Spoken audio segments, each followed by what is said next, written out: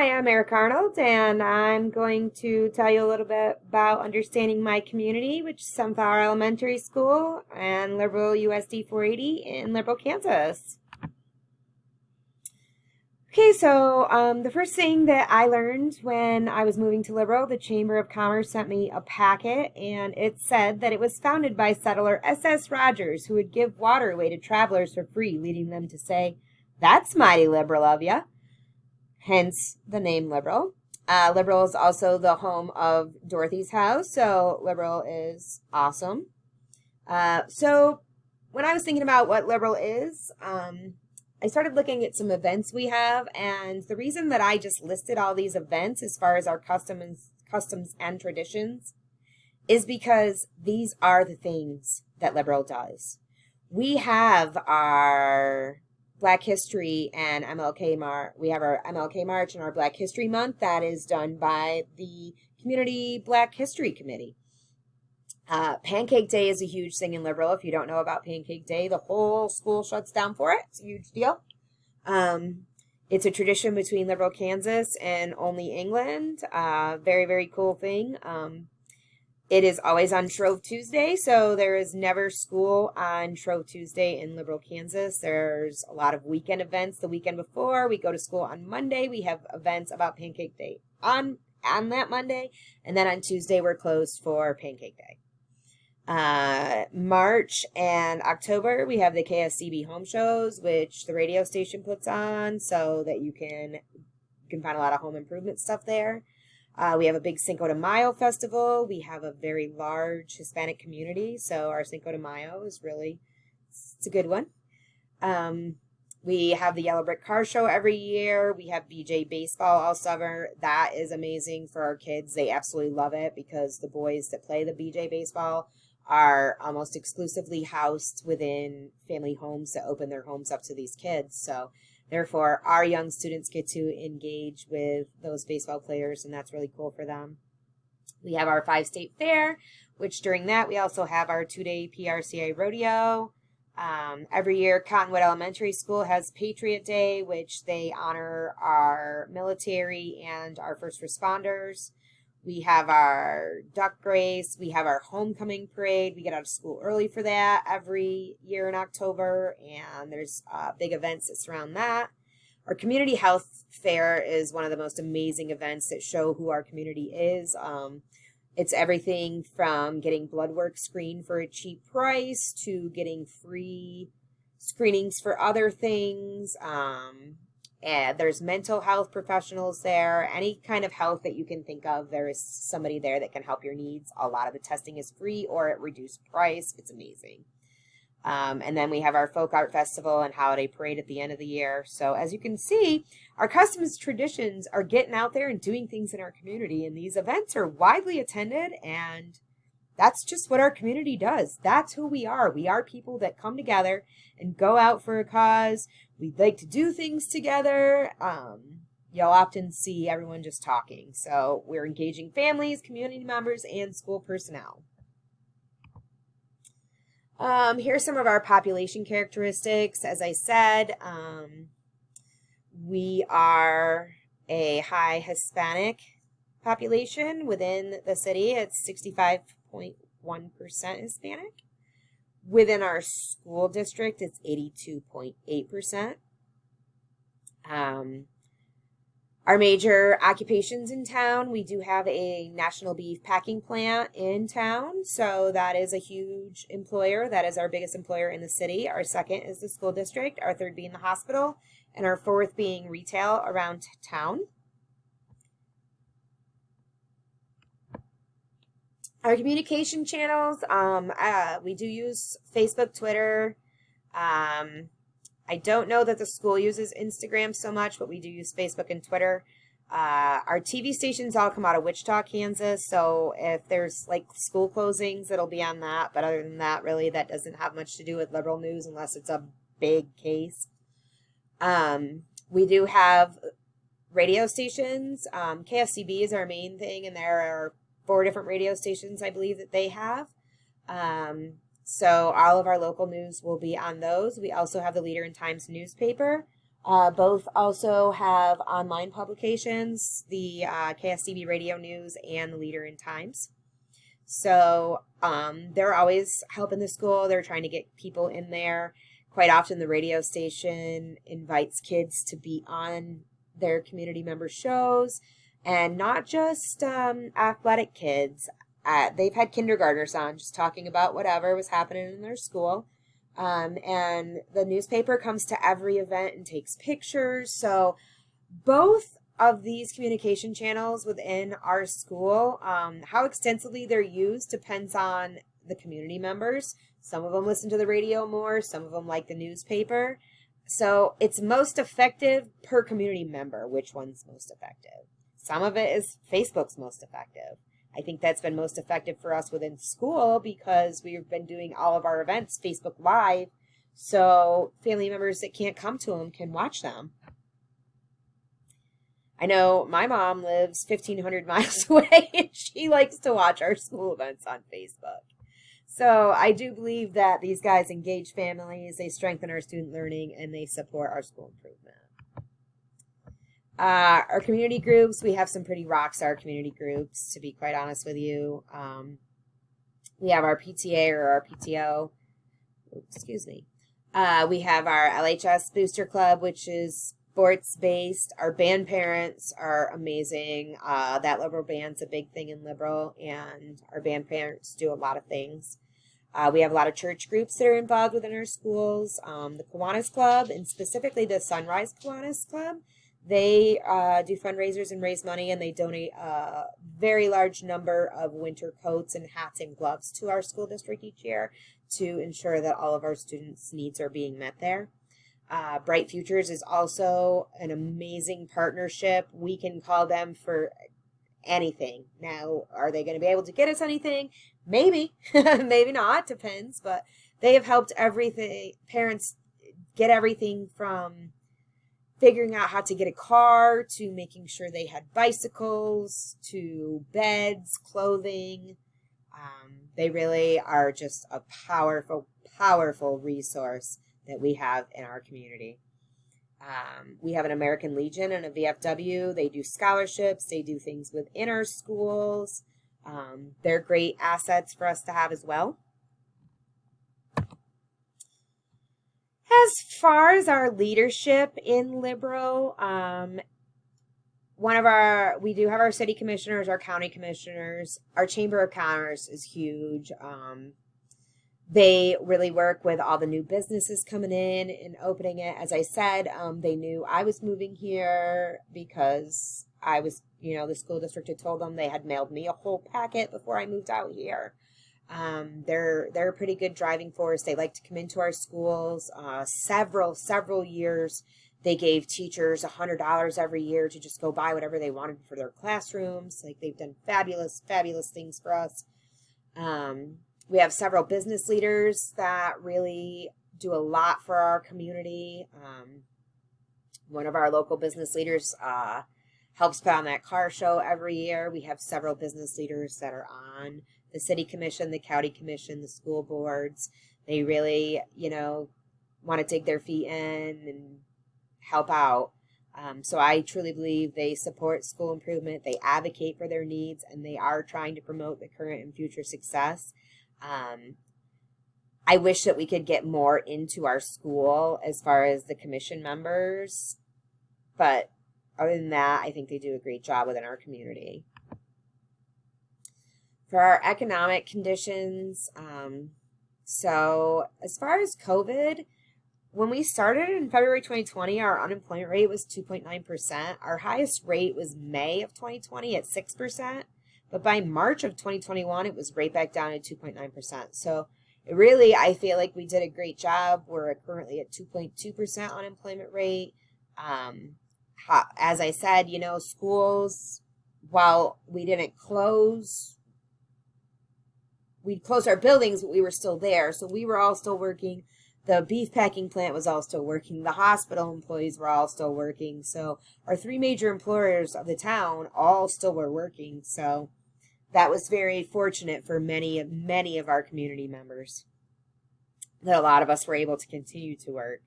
Our median household income is low, as you can see, and I found it really interesting that we had 5 check cashing places within our little tiny town, which I believe is like 11 and a half square miles, maybe. So I feel like that shows right there that probably we have a little bit of a poverty level. We also have a high tax rate, which makes our sales taxes high. Our property taxes are high, which makes our vehicle registration high. So it is kind of pricey to live here. For our political structure, as I had said before, we have our city commission, which is voted on, and then the city commission within themselves chooses a mayor. We have our county commission and our school board, which are all voted on. And again, I feel like they support school improvement. They advocate. They promote the current and future success. I think that they would be in schools more if we asked them. I do. I think we just need to ask them to come more, and I think that they would do that. As far as social tensions go, I don't really see that a whole lot. You know, I've heard of some racial tensions, and that is the school doesn't understand, or so they were scared to go to school, or because it's government, some things like that. As far as my personal interactions, I have not seen a lot of racial tensions. As far as religious tensions, I feel like it is a city divided, and the only reason that I say that is that comes down to the LGBTQ community, and the reason I put that as religious is because it's always got the word God in it. Well, God doesn't like that, so.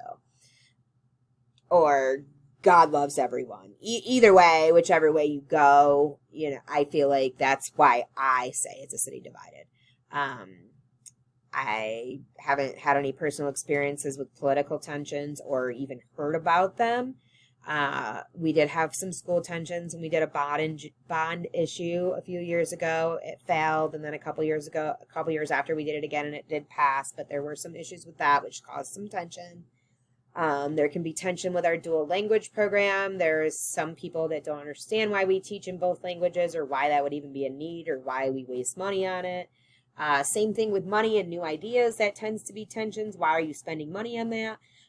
In both instances, I see that once you explain to them the purpose, why this is happening, why we're spending the money, and what benefits it has, those tensions slip right out the door. They just don't understand. They don't live in that world. Same as I probably wouldn't understand. Like, I don't understand stocks. I don't live in that world. So I get it. We just have to explain that's part of communicating, and that's part of bringing the community together. We have a little bit of gang activity in this town, and mostly what you do see for that is there is graffiti, but there is a gang presence.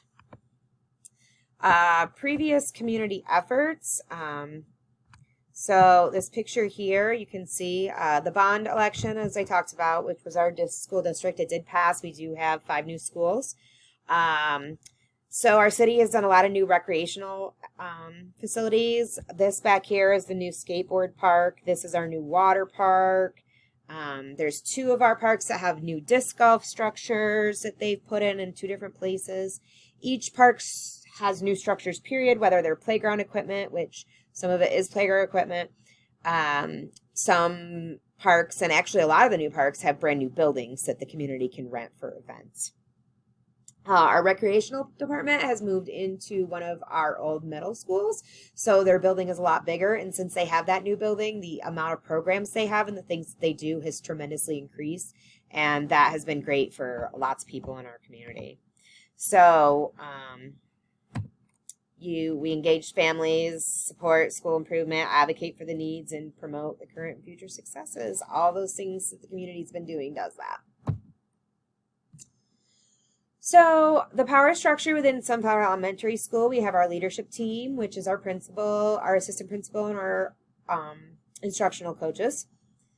We have our Lighthouse team, which consists of a variety of different teachers, the 3 that were mentioned on the leadership team, but then there's counselors, there's social workers, there's special ed teachers, there's gen ed teachers, there's ESL teachers. We have a variety of people from a variety of grade levels on our Lighthouse team, which is our building leadership team.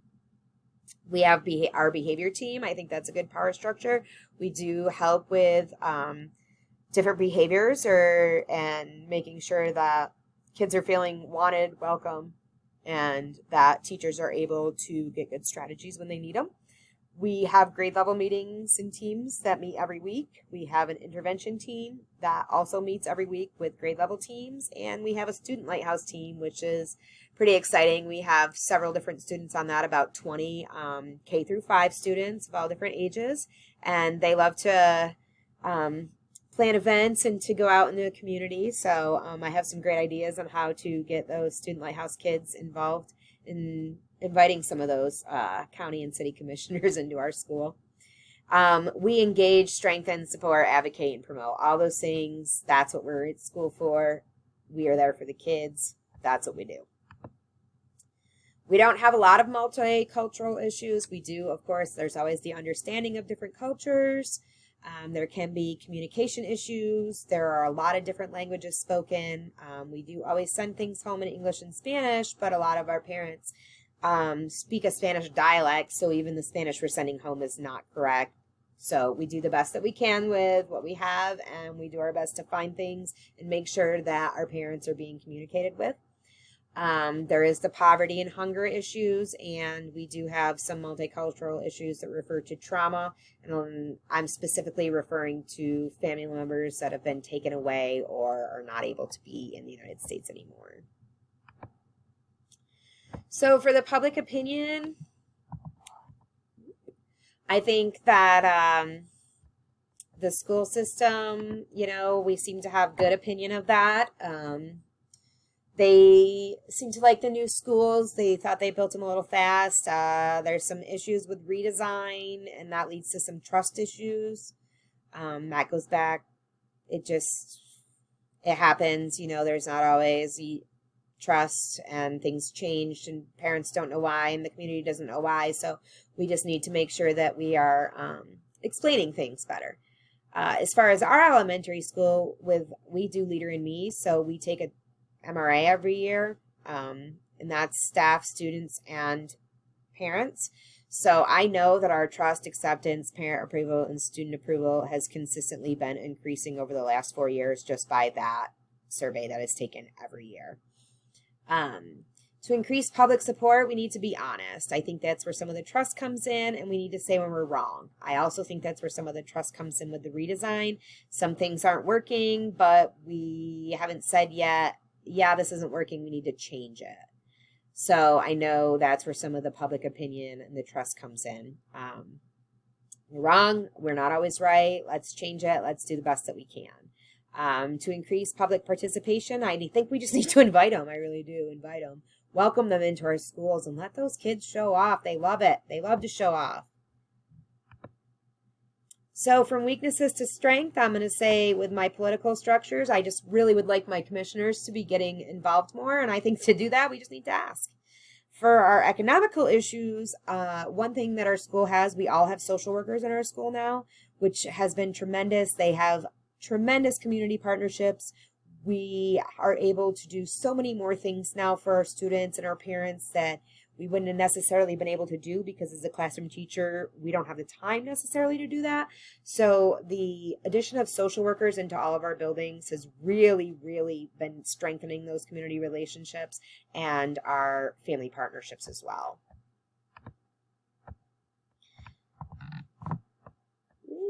Let's move over here. So for my correlations, looking at my community gave me the opportunity to think about how we can continue to engage the community within our schools. So I think I was able to convey what's currently happening in the community, identify how the community and school work together, what's being done to promote the successes and well-being. I thought about slides that I didn't think had a lot of good ending bullets and what I could do to get more people involved. So in examining the community, I'm able to see where I believe our school community partnerships can grow, and I'll be better able to advocate for these partnerships and let people know why I believe they should take place. For my relevancy statement, the assignment was relevant to my learning because I'd never thought much about what a great community I live in. I thought a lot about the demographics, the poverty, the ELL status, but seeing what our community comes together to do as a whole is absolutely amazing. When I think about each category, I was able to see that even in categories I believe were lacking partnerships, I believe the information is showing it's more than possible. The readings did give me some ideas to get started, and I think that we'll have at least one partnership be brought to our school this semester. Move my face again. So as far as the personal reflection, I think this assignment made me realize why I've stayed in liberal for so long. I think it also possibly has rekindled my love for it. I, was really hardcore thinking about leaving, which I still might do, but I do know why I live here and why I've stayed here. Putting all this information together was real eye-opening to me. I always have known that I stay here because we live in a community like no other. Like, you just feel a sense of peace here. You really do. But what I didn't realize is how many people really believe in the schools and the children of the town.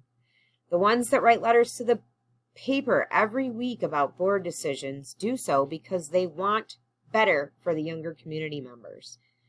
They want us to grow, and I think building those partnerships and with the community members is going to allow us to grow in ways that we couldn't even imagine.